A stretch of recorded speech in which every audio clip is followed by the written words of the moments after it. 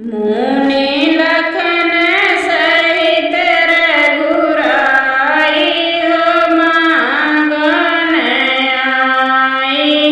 मुनि लखन सहित रघुराई हो मांगन आई।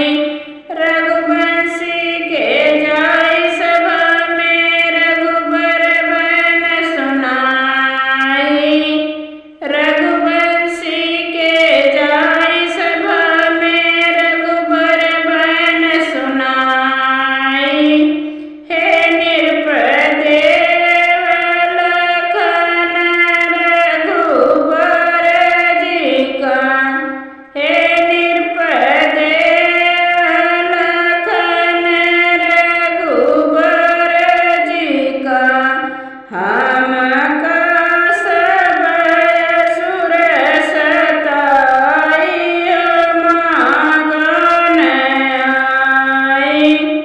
हमका सब असुर सताई हो मांगन आई।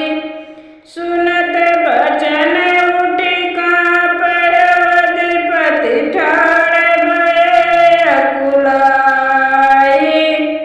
सुनत बचन उठि काँपय अवधपति ठाड़ भय अकुलाइ।